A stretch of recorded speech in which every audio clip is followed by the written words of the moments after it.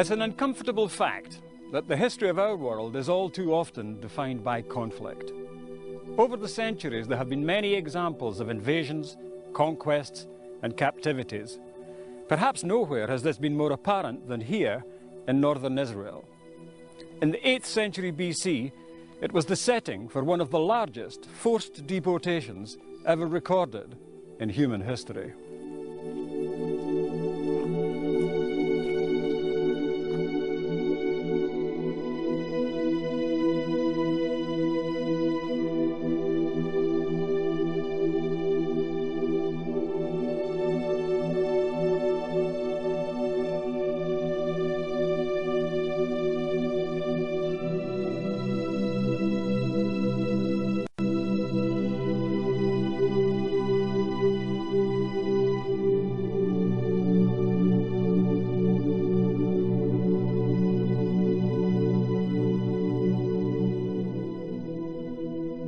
Almost 800 years before the birth of Christ, Palestine, then known as Canaan, was invaded by the armies of the Assyrian Empire. This led to the subjugation and deportation of virtually the entire Israelite population into Assyria. What happened next is the subject of our story.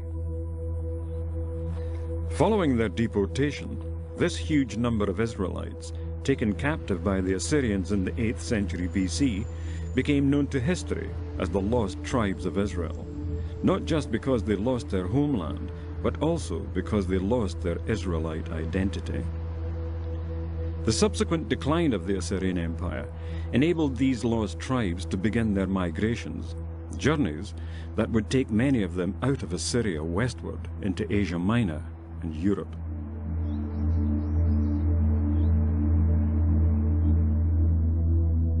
Our story follows these displaced people, who in their migrations invaded both the Caucasus region between the Black and Caspian Seas and Asia Minor. Over time they became known by other tribal names, such as Cimmerian, Scythians or Scythians, Goths, Celts, Anglo-Saxons and Vikings, tribes who would ultimately form the Christian nations of Europe. The untold story of this large number of people who formed the lost tribes of Israel should not be confused with the story of the Jews who lived in and around Jerusalem. They were only known by that name some 100 years after the people of the northern tribes were deported into Assyria. This is Auckland Castle in County Durham in the northeast of England, home to the Bishop of Durham.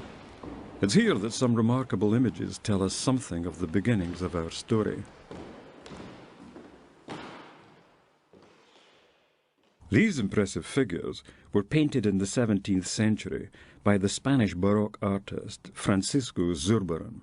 They depict, in Spanish style, the biblical patriarch Jacob with his 12 sons, who gave their names to the 12 tribes of Israel. But how did these paintings, which represent characters from the Hebrew Old Testament, come to be here in a County Durham castle? Zurbarán, or Thurbarán, as some people call him, painted the pictures, the 12 tribes of Israel, and they were on their way to South America, and they were stolen by, as we believe it, British pirates on the high seas, and they then found their way back to Portugal, and at that point a British dealer bought them. And the Bishop of Durham at the time, Bishop Richard Trevor, had a particular reason to buy them. And he wanted to very much support what was sadly difficultly called the Jew Bill that was going through Parliament. And as an act of faith and an act of witness about this, he bought these Zurbarán paintings depicting the 12 tribes of Israel, and he hung them in this room, the long dining room. They tell us that the tribes of Israel, that the sons were important. They were part of our whole heritage. Christian people have a Bible which includes the Old Testament and the New Testament.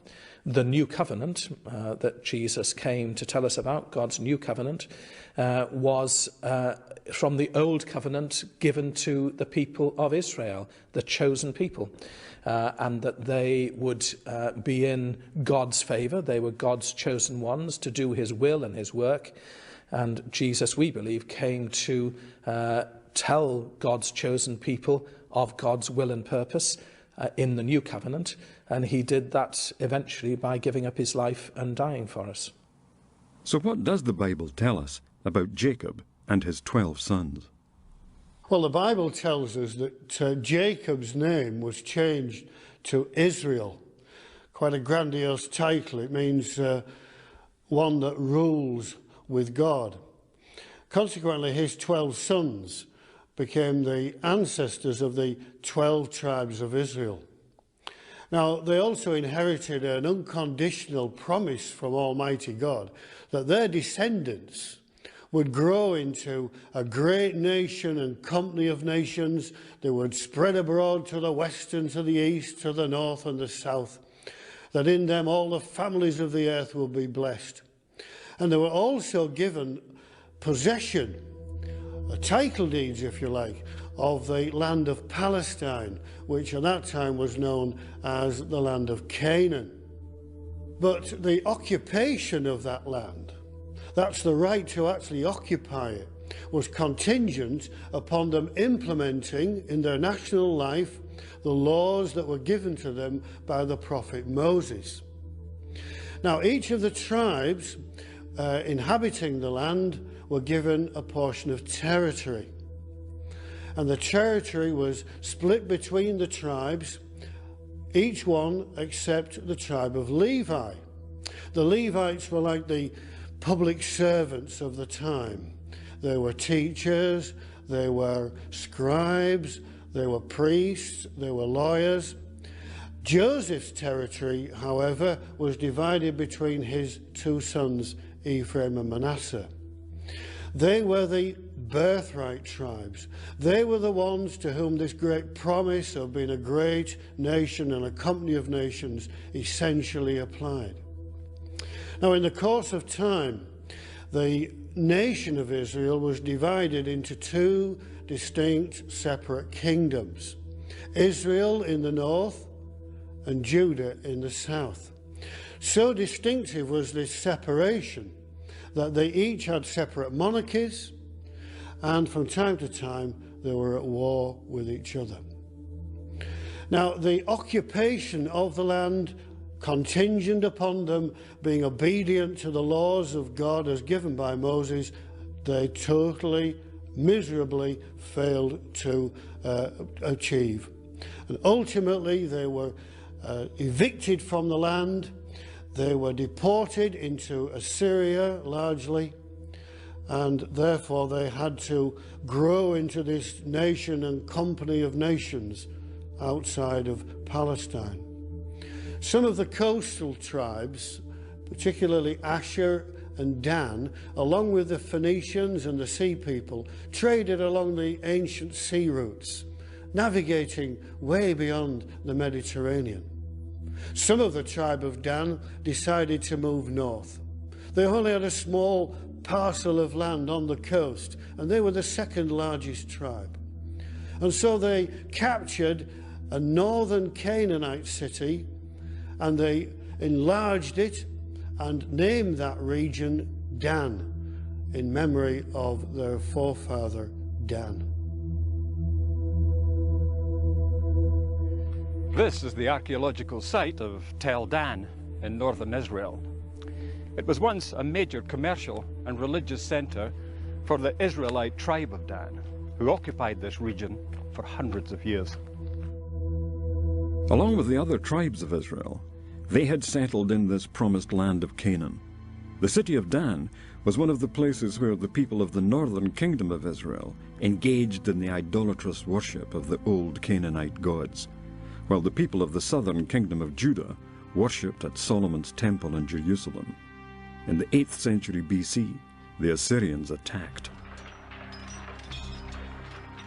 The Assyrians were feared as the most warlike nation of the time, with an empire that stretched from the Iranian Zagros Mountains in the east to the Taurus Mountains of Turkey in the west. An empire that challenged even the Egyptians as the dominant force in the Middle East. Tel Dan is a classic example of a destruction site, showing the extent of the havoc caused when the Assyrians invaded.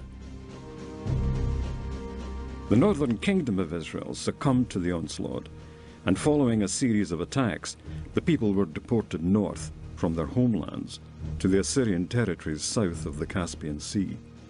This huge number subsequently became lost to both biblical and secular history. They had lapsed into idolatry from the time of King Jeroboam. The Bible says, "And the king made 2 calves of gold, and he set one in Bethel, and the other put he in Dan."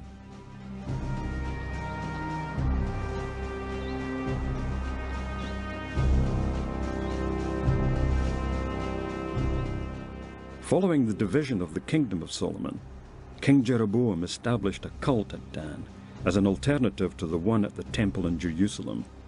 He placed a golden calf in the city and built a high place. This high place was originally built by King Jeroboam of Israel in the 10th century BC, but not for the worship of the God of Abraham, Isaac, Jacob, and Moses. Ultimately, this place was destroyed by the Assyrians and the people deported. In the Bible, 2 Kings 18, it says, "And the king of Assyria did carry away Israel unto Assyria, and put them in Halah and in Habor by the river of Gozan, and in the cities of the Medes, because they obeyed not the voice of the Lord their God, but transgressed his covenant, and all that Moses had commanded, and would not hear them, nor do them."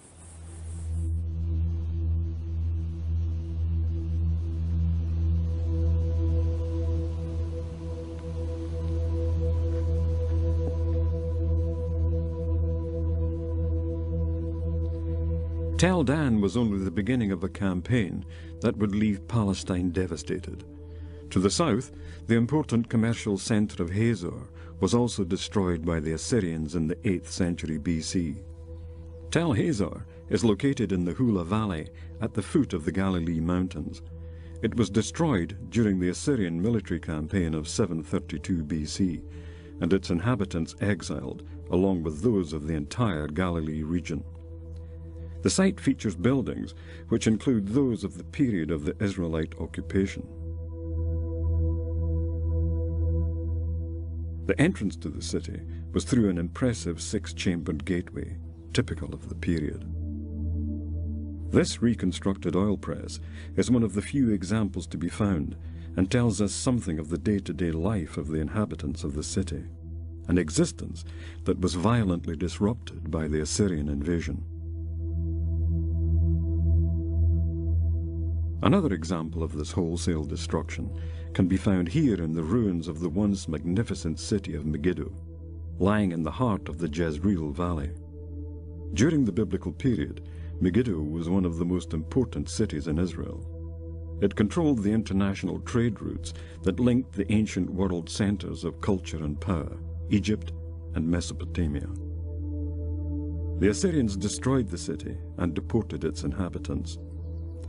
Bible prophets had foreseen the Assyrian invasions as a divine judgment on the decadent Israel nation, and predicted that while they would be deported and scattered among the nations of the world, they would yet fulfill their ordained purpose and therefore be preserved.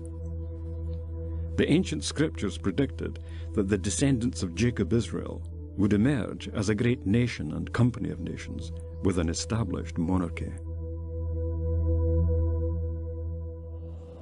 And God said unto him, I am God Almighty. Be fruitful and multiply. A nation and a company of nations shall be of thee, and kings shall come out of thy loins. The prophet Amos described the fate of Israel as migrating amongst the nations of the world, but by no means annihilated.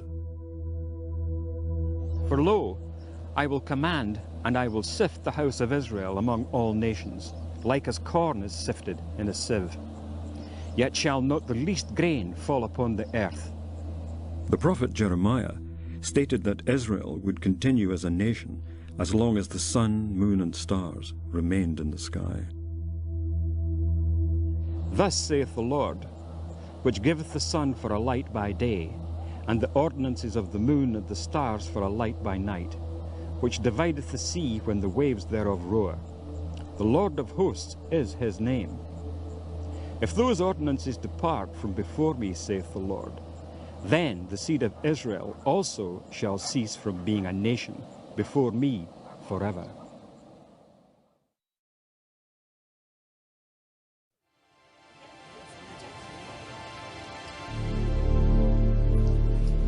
The British Museum in London holds many of the world's great archaeological treasures, including some which illustrate our story.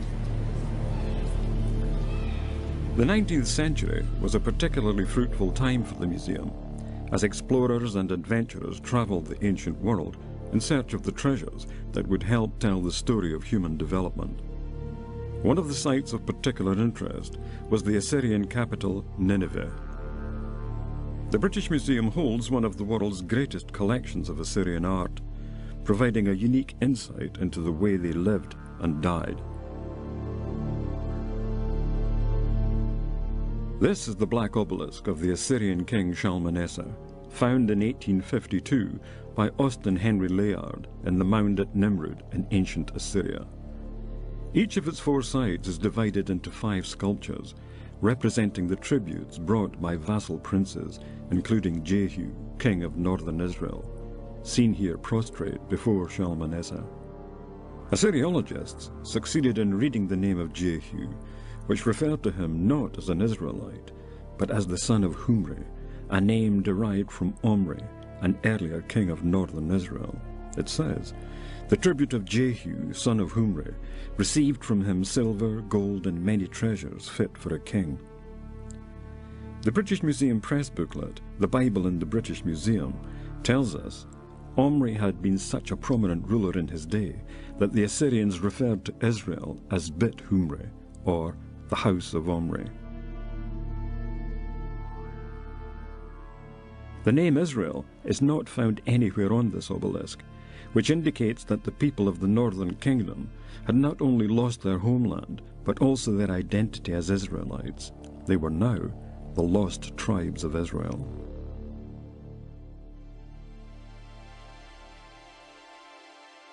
These images help tell the story of how, in the course of time, successive waves of Assyrian invaders systematically deported the people of the northern kingdom of Israel northeast across the Euphrates into Assyria.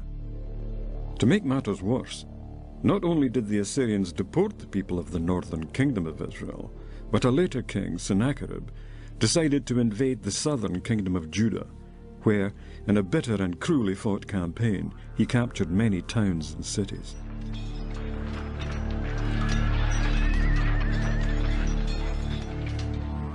These images record the siege and destruction of the city of Lachish, one of the bloodiest and best documented examples of Assyrian siege warfare. The captivity of Judah by Sennacherib is recorded on this clay prism in cuneiform script. It says, "I came up against him, and by force of arms, and by the might of my power, I took 46 of his strong fenced cities, and of the smaller towns which were scattered about, I took and plundered a countless number. And from these places I captured and carried off as spoil 200,150 people." The site of ancient Lachish is identified today as Tel al-Hasi, 16 miles east of Gaza in southern Israel. Here we can see what remains of this once great city. What happened here was typical of Sennacherib's campaign. The place reduced to rubble and the people rounded up and deported. Lachish was considered to be of great importance by Sennacherib as a strategic location vital to his plans in conquering Judah. This importance is highlighted by these carved reliefs, made to show the siege and battle that followed, and given pride of place in the central room of his new palace at Nineveh. They show the siege in great detail and how well developed the Assyrian war machine was. Here we see the ramp that was built to gain entry to the city, and the ranks of soldiers as they approach in ordered rows. The stone slingers and archers protected by infantry, while Sennacherib watched from this hilltop opposite. After the walls were breached, there was a pitched battle which ended in the city being set on fire. The governor was then made to kneel and surrender before Sennacherib.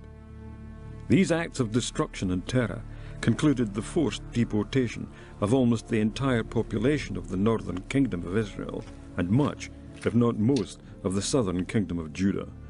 This huge number of captives never returned to their homeland.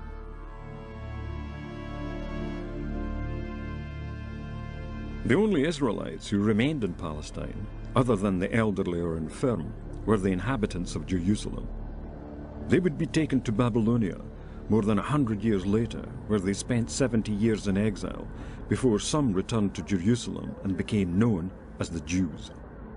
While the Jews of that time were Israelites, most of the Israelites were not Jews, just as all Scots are British, but all British are not Scots.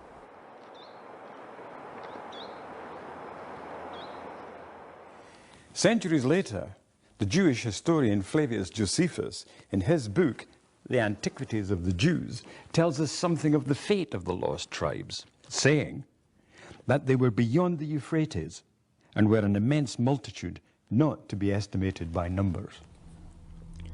The Apocrypha is a collection of biblical writings which bridges the historical gap between the Old and New Testament scriptures and was included in early versions of the Bible. In the Apocrypha, the second book of Esdras, chapter 13, tells us that the lost tribes left Assyria and entered into the narrow passages of the river Euphrates, which rises in the highlands of Armenia, just south of Georgia, near the Black Sea.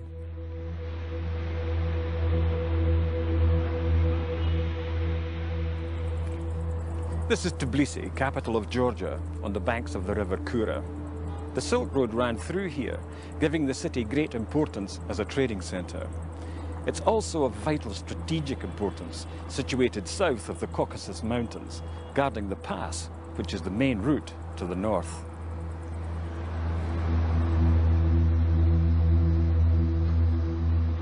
Tbilisi is an ancient city, which has seen many invaders come and go. For the people here, the story of the migrating tribes of Israel is one with which they have long been familiar. It's a common knowledge for people of Georgia to understand that Israeli tribes came some 26 centuries ago, and some of them went away, and some of them stayed here.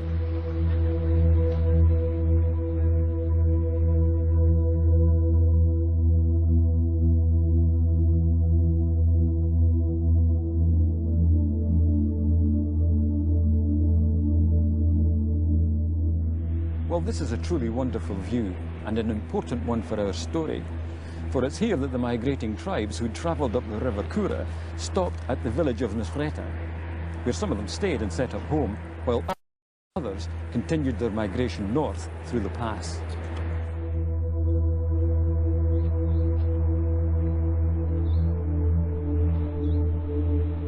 This hazardous route through the Caucasus Mountains is thought to be the one taken by the descendants of the lost tribes in their journey round the Black Sea.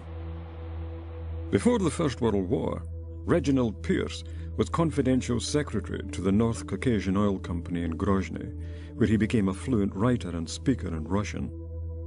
When the war began, he volunteered for service in the British Army, but was instead sent back to Russia, where he was attached to the Don Cossacks on military intelligence duties, rising to the rank of colonel.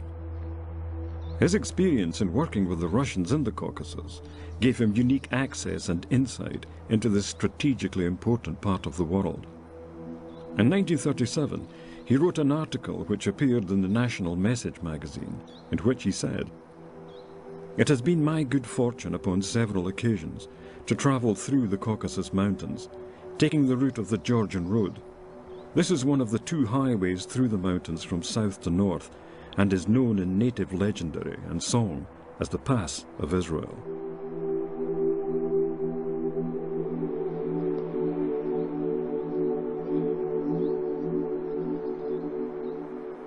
Well, after a quite dramatic ascent, here we are at the top of the mountain. This is as high as it gets. Down there is the Dariel Gorge.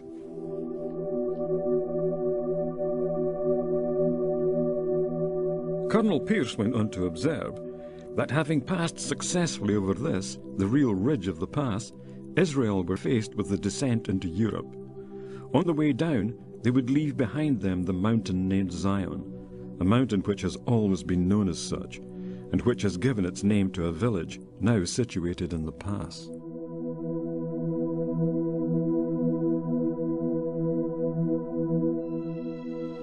Well, here I am in the Dariel Gorge, and in the village of Zion, where I'm perched rather precariously on the cliffs above the river. It was on this exact spot that the figure that can be seen in the photograph taken by Colonel Pierce all those years ago can be seen, showing Mount Zion in the background. In another article written for the National Message magazine in 1946, Brigadier General Sir Standish Crawford, on a journey through the pass, observed that the Russian car driver is a fatalist, and in Tsarist days it was not an uncommon sight, on looking over a bend in the cliff, to see the wreckage of one or more cars in the abyss below until the winter floods washed them away. It is this abrupt descent by the Argarva River which is known locally as the Gate of Israel.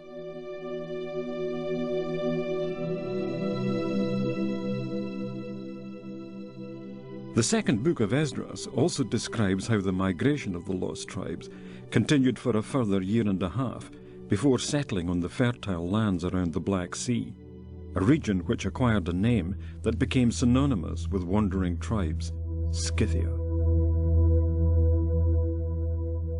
Although numerous Scythian burials have been found in southern Russia, the earliest were found at Kalermes in the Caucasus and Sakis in what is now northwest Iran.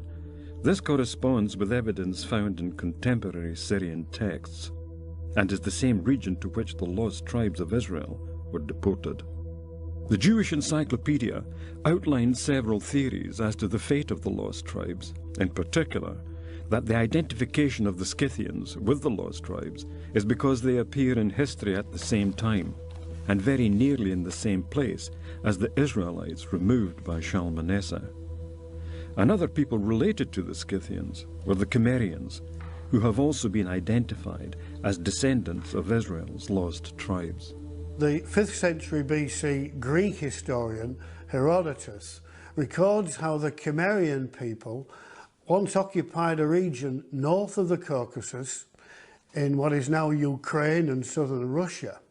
However, since archaeologists discovered the royal archives of Assyria and all the cuneiform inscriptions, we now know that the Cimmerians originated south of the Caucasus, in the very period and the very region where the northern kingdom of Israel were deported and lost from history. Dr. Anne Christensen is a well-respected Danish linguistic expert, and in her book, Who Were the Cimmerians and Where Did They Come From?, published in 1988, she states the obvious conclusion. There is scarcely reason any longer to doubt the exciting and verily astonishing assertion propounded by the students of the 10 tribes, that the Israelites deported from Bethumri of the house of Omri, that is the Israelites, are identical with the Gimera or the Cimmerians of the Assyrian sources.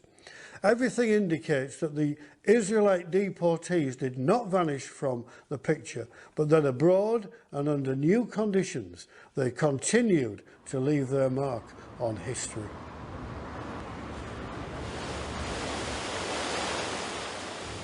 The Encyclopedia Britannica tells us that the Cimmerians invaded what is now western Turkey. So, while some of the tribes migrated through the Caucasus and across southern Russia into Europe, others travelled west through what was then Asia Minor to cross here at Constantinople, modern-day Istanbul. This is where east meets west. This ancient city occupies a unique location straddling the Bosphorus, the narrow strip of water that separates Asia from Europe. This strategically important location commanded the vital trade and military routes that bridged the continents.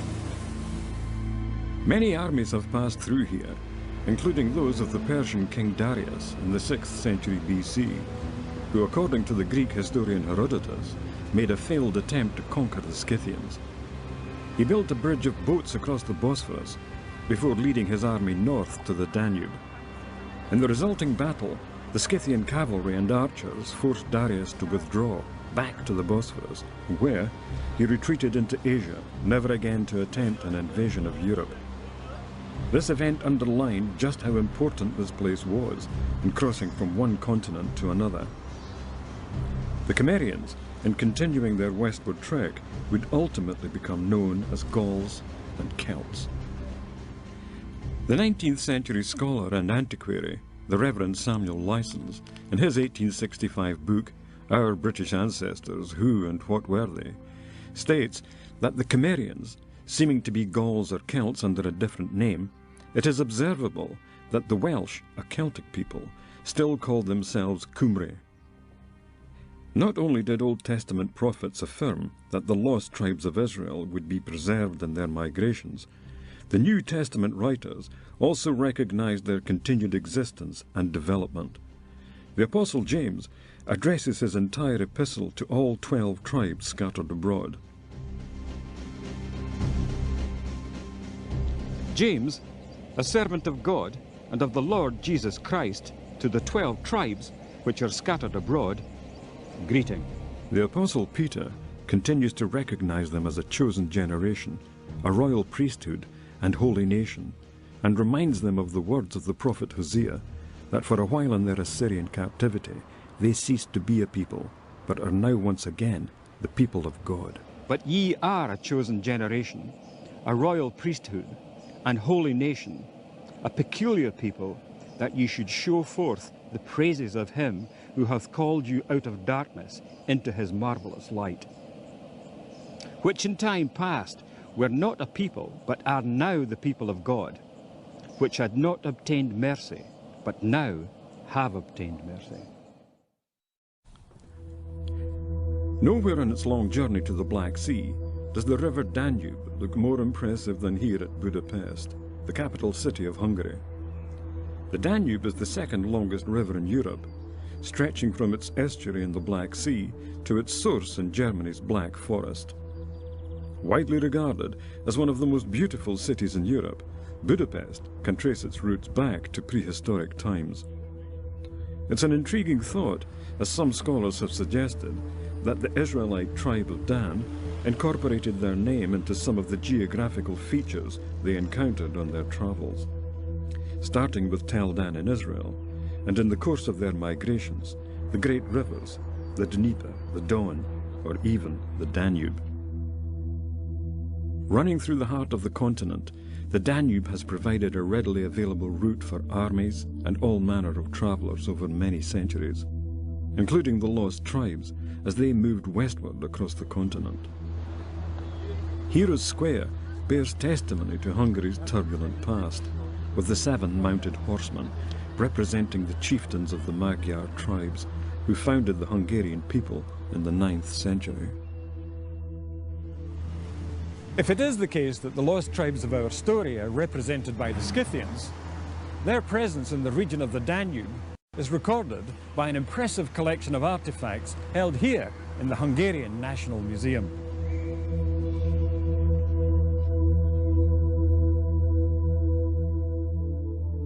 The Scythians built enormous burial mounds above their princes' graves and buried their dead with exquisite golden objects. Their precious metalwork was the zenith of nomadic art. This exhibition displays some of the most significant relics of Scythian art and culture, and tells us something of the daily life of these people. The Scythians were renowned not only for their military prowess, but for their advanced culture and craftsmanship skills. They also developed organized communities and a sophisticated network of trading relationships, particularly with the aspiring Greek city-states. The Danube was to provide the artery that would take the Scythian tribes into the heart of Europe.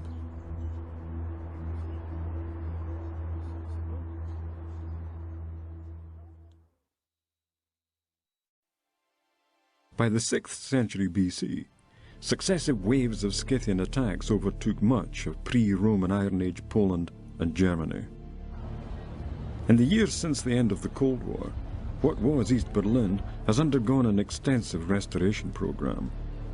The Brandenburg Gate is the architectural icon, not just for the city itself, but for the German people. The city centre has been returned to its former grandeur.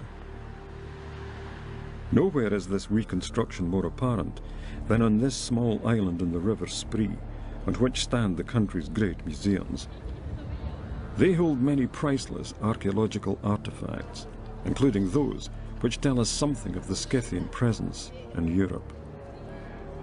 While the Scythian invasions were accompanied by much violence, there was another, more sophisticated side to their culture.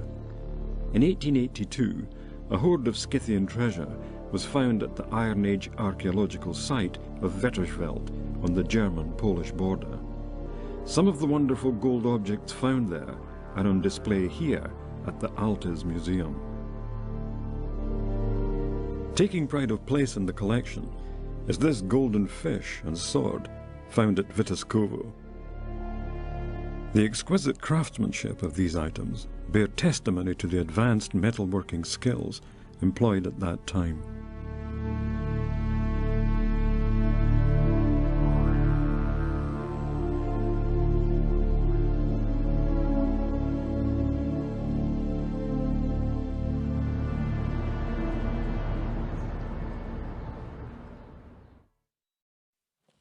Historians claim that the Scythians were the ancestors of the Anglo-Saxons who invaded Britain after the Roman withdrawal.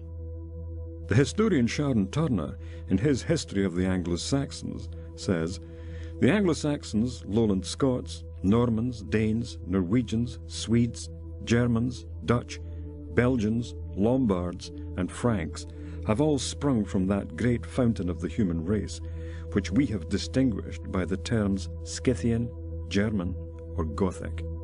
The Roman historian Tacitus and the geographer Ptolemy name the River Elbe in the lower half of the Jutland Peninsula as the places inhabited by the Angles and Saxons before they came to Britain.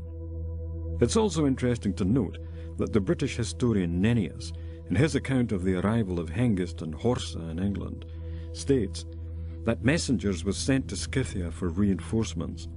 It is therefore possible to trace our Anglo-Saxon ancestors back not only to northern Europe, but to South Russia, and finally to Media, where the Israelites were placed in captivity. In AD 410, the Roman Emperor Honorius withdrew from Britain with his legions, leaving the country at the mercy of invaders from Western Europe. With the departure of the Romans from Britain in the 5th century AD, the door was left open for the coming of the Anglo-Saxons. One of the first places they landed was here on the east coast of England in what is now the county of Suffolk. Just a short distance from here is the archaeological site at Sutton Hoo, significant as one of the most important historical finds ever made in Britain. It marks the point at which the descendants of the lost tribes arrived on our shores, after a journey that had taken them hundreds of years and thousands of miles.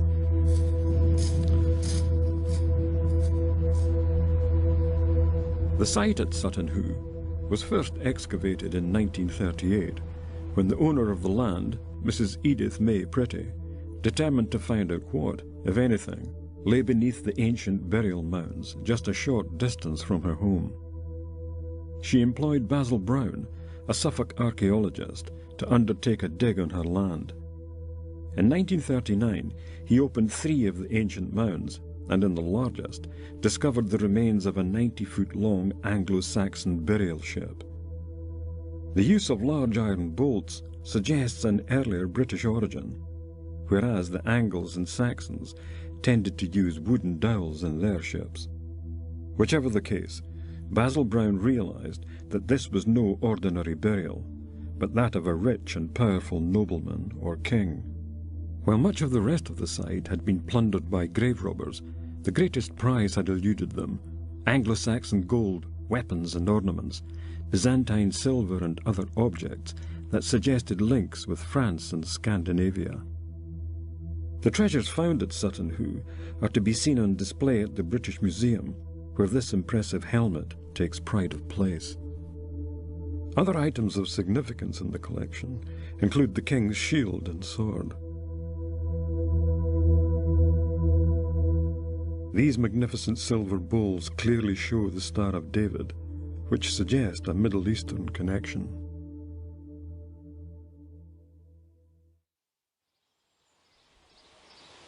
Escombe Church in County Durham in the northeast of England is one of the oldest, most complete Saxon churches in Britain. It's still used as a place of worship and is thought to have replaced an even earlier Celtic church. It was built from stones taken from the nearby Roman fort at Binchester and bears witness to the very rapid conversion of the Anglo-Saxons to the Christian faith. All the other Saxon churches have been utilised as barns or houses. This one has remained practically the same, apart from having a few extra windows put in the 19th century. And it was very important because it was built on a pagan site. Churchyard is round. We've got a sundial on the outside wall, which is two pagan gods, the god of the world and the god of the sea, that were worshipped here before Christianity spread. The native British came to be made up not only of the Cimmerian Celts and Scythian Anglo-Saxons, but also Vikings and Normans. Anthropologists, such as E.A. Freeman of Trinity College, Oxford, in his Origin of the English Nation, describes the native Britons as a union of various tribes of the same stock, which passed over from the old Teutonic mainland to grow up as a new people. In this film, we've presented the case for the identity of the lost tribes of Israel and their migrations across Asia Minor and Europe from their captivity in Assyria. As predicted by biblical prophets, this brought them to the new promised lands in Europe. The promises made to their patriarch Jacob are also fulfilled, with further migrations west into America, east into Australasia, north into Canada, and south into Africa. These countries, with their common law, based upon the biblical commandments, have inherited in their heraldry symbols which were once the property of ancient Israel.